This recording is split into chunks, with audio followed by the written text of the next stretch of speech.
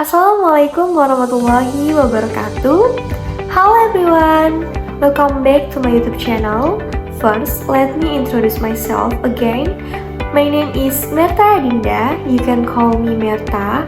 I am management student at Teknokrat Indonesia University with ID study number 2541190. Oke, halo teman-teman semua, selamat datang di dunia ekonomi. Pernah ya sih kalian bertanya-tanya mengapa harga suatu barang bisa naik dan turun? Jawabannya terletak pada kekuatan penawaran dan permintaan. Nah, di video kali ini kita akan membahas bersama-sama tentang konsep dasar penawaran dan permintaan yang menjadi jantung ekonomi pasar.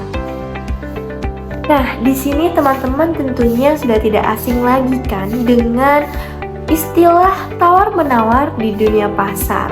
Saat kita membeli suatu barang di pasar, tentunya akan terjadi banyak aktivitas tawar-menawar suatu harga barang.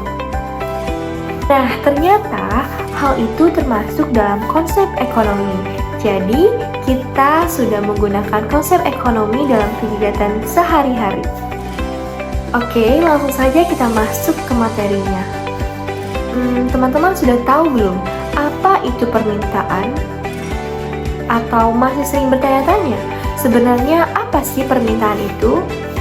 Jadi, permintaan adalah jumlah barang atau jasa yang ingin dan mampu dibeli oleh konsumen pada berbagai tingkat harga dalam periode waktu tertentu. Permintaan mencerminkan keinginan konsumen yang didukung oleh kemampuan untuk membayarnya. Nah, apa saja sih faktor-faktor yang mempengaruhi permintaan? Mengapa seringkali permintaan itu meningkat secara pesat dan membuat harga suatu barang juga menaik? Sekarang kita bahas bersama-sama apa saja faktor-faktor yang mempengaruhi permintaan. Langsung saja, yang pertama adalah harga barang itu sendiri. Hukum permintaan menyatakan bahwa semakin rendah harga suatu barang, maka akan semakin tinggi jumlah yang diminta. Next, yang kedua, pendapatan konsumen. Barang normal, permintaan meningkat seiring peningkatan pendapatan, dan barang inferior, permintaan menurun seiring peningkatan pendapatan. Mungkin teman-teman bertanya, mengapa permintaan meningkat saat pendapatan kita juga meningkat? Ya, secara logikanya saja permintaan akan meningkat saat pendapatan kita meningkat, yaitu kita sebagai konsumen saat memiliki pendapatan yang lebih cenderung memiliki keinginan yang semakin banyak. Itu adalah hal manusiawi yang akan dilakukan oleh sebagian besar manusia. Next, selanjutnya ada selera konsumen. Perubahan selera dapat mempengaruhi permintaan. Contohnya, misalnya di tahun lalu kita membeli baju model A, dan ternyata di tahun ini ada model terbaru yaitu model B. Tentunya semakin banyak yang akan berganti dari model A ke model B karena mengikuti ekspektasi dan selera konsumen. Selanjutnya kita membahas ekspektasi konsumen. Ekspektasi tentang harga di masa depan dapat mempengaruhi permintaan saat ini. Misalnya kita contohkan kepada emas. Emas di tahun ini harganya hanya 1 juta. Dan kita semua tahu bahwa harga emas itu setiap tahun akan meningkat. Jadi kita memutuskan untuk membeli emas di tahun ini sebab kita tahu tahun depan emas itu harganya akan meningkat. Oke, selanjutnya kita membahas tentang kurva permintaan. Teman-teman tahu tidak apa itu kurva permintaan? Atau masih banyak yang bertanya-tanya sebenarnya apa kurva permintaan itu? Baiklah, jadi kurva permintaan adalah representasi grafis dari hubungan antara harga dan jumlah yang diminta.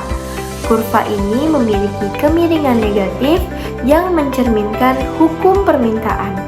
Perubahan harga menyebabkan pergerakan sepanjang kurva permintaan atau perubahan jumlah yang diminta. Sedangkan perubahan faktor lain selain harga menyebabkan pergeseran kurva permintaan. Contohnya seperti ini. Jika harga es krim turun dari 10.000 menjadi 8.000, jumlah es krim yang diminta akan meningkat. Yang ini adalah pergerakan sepanjang kurva permintaan. Dan jika pendapatan konsumen meningkat, permintaan terhadap es krim juga akan meningkat. Ini adalah kurva permintaan bergeser ke kanan.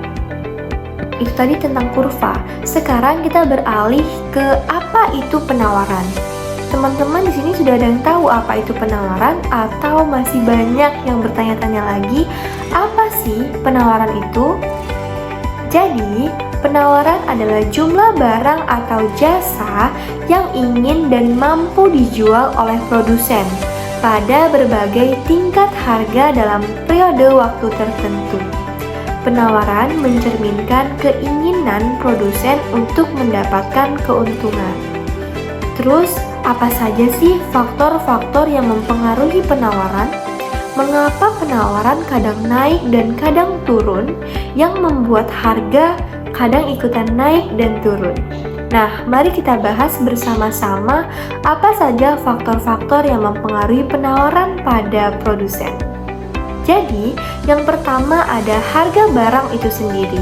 Semakin tinggi harga suatu barang, semakin tinggi jumlah yang ditawarkan. Ini sama seperti permintaan ya. Jadi, semakin tinggi permintaan, semakin tinggi juga harga suatu barang. Dan kebalikannya, semakin tinggi permintaan suatu barang, penawaran suatu barang, maka semakin tinggi jumlah yang ditawarkan.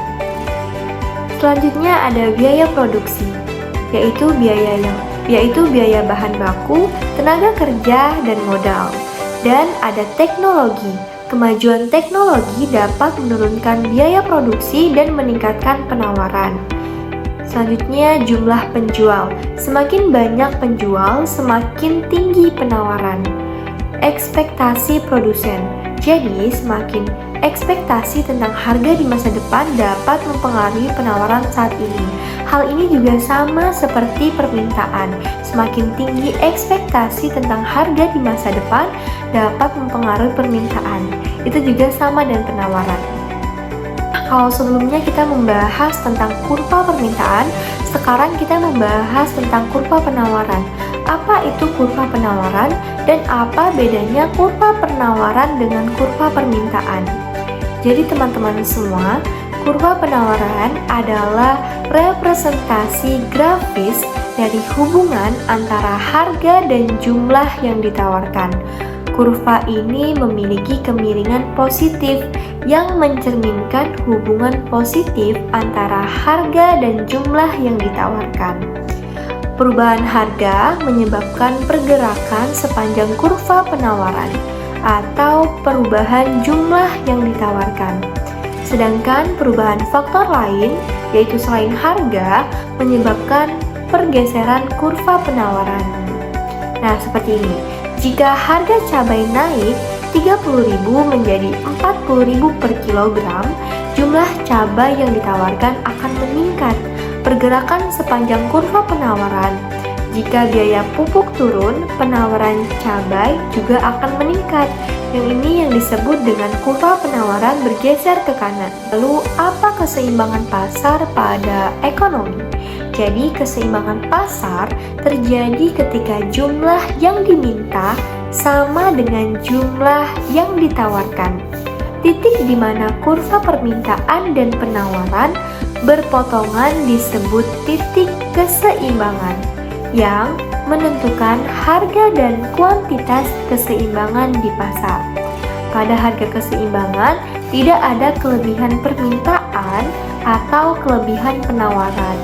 Contohnya seperti ini. Jika harga suatu barang berada di atas harga keseimbangan, akan terjadi kelebihan penawaran yang mendorong harga turun hingga mencapai keseimbangan. Sebaliknya, jika harga suatu barang berada di bawah harga keseimbangan, akan terjadi kelebihan permintaan yang mendorong harga naik hingga mencapai keseimbangan. Lalu sebenarnya apa sih faktor-faktor yang mempengaruhi perubahan keseimbangan pasar? Faktor-faktor yang mempengaruhi permintaan atau penawaran dapat menyebabkan pergeseran kurva permintaan atau penawaran yang pada gilirannya akan mengubah harga dan kuantitas keseimbangan. Misalnya, jika permintaan terhadap suatu barang meningkat dan penawaran tetap, harga keseimbangan akan naik dan kuantitas keseimbangan juga akan naik. Nah, contohnya, jika terjadi gagal panen, penawaran beras akan menurun. Yang ini disebut dengan kurva penawaran bergeser ke kiri. Terus, yang menyebabkan harga beras naik dan kuantitas beras yang diperjualbelikan menurun. Contohnya, jika terjadi gagal panen, penawaran beras akan menurun yang disebut dengan kurva penawaran bergeser ke kiri yang menyebabkan harga beras naik dan kuantitas beras yang diperjualbelikan menurun. Guys, semoga video ini membantu teman-teman semua untuk memahami konsep dasar penawaran dan permintaan. Semoga dengan memahami penawaran dan permintaan, teman-teman semua dapat menganalisis berbagai fenomena ekonomi dan membuat keputusan yang lebih baik. Semoga video ini bermanfaat.